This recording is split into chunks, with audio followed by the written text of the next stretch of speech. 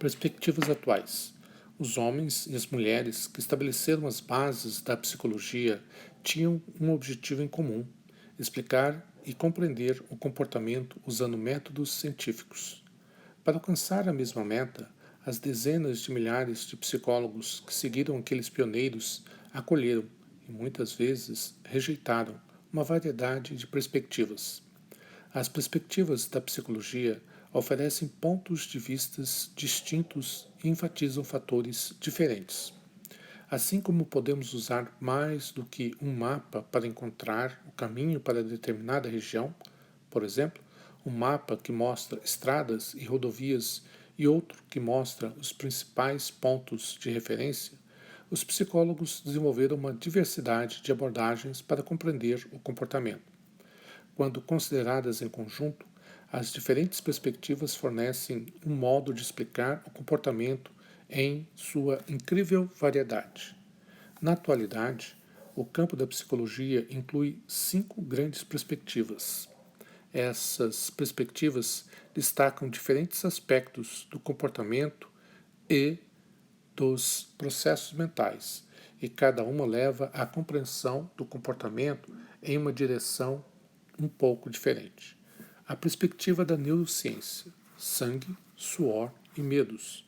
Fundamentalmente, os seres humanos são feitos de pele e ossos.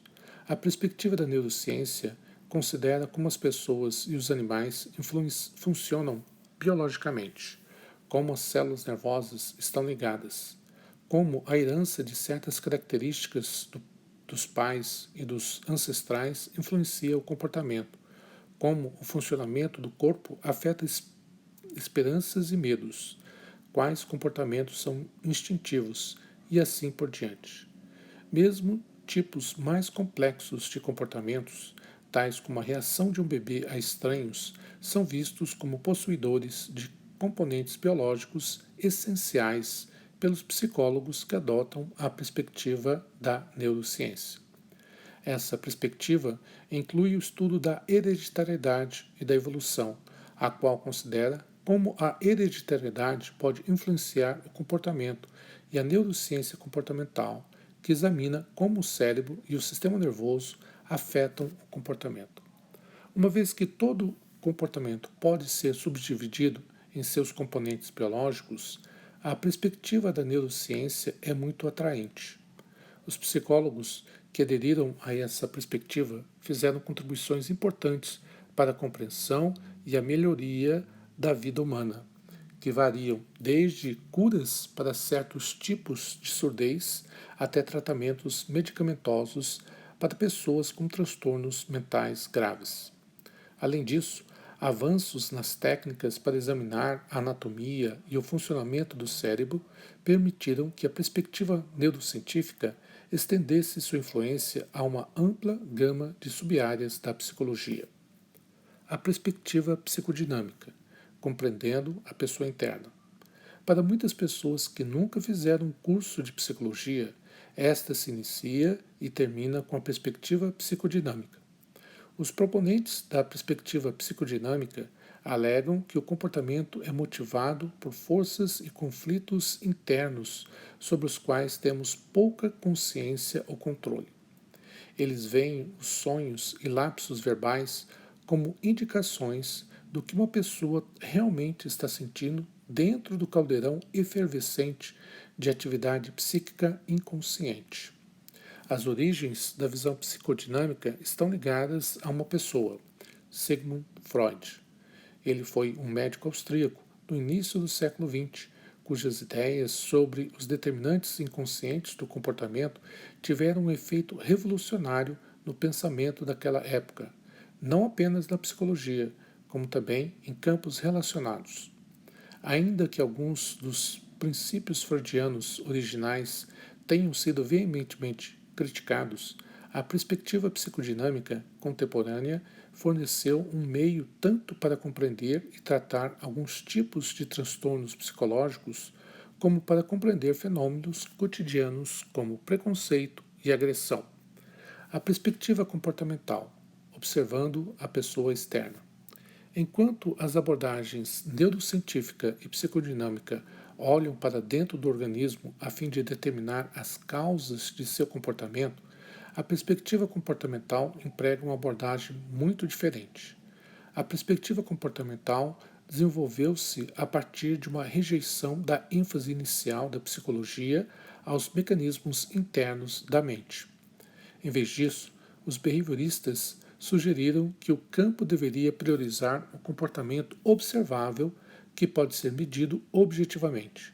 John Watson foi o primeiro psicólogo americano importante a defender a abordagem comportamental. Trabalhando na década de 1920, manteve-se irredutível em sua visão de que era possível alcançar uma compreensão do comportamento estudando e modificando o ambiente em que as pessoas operam.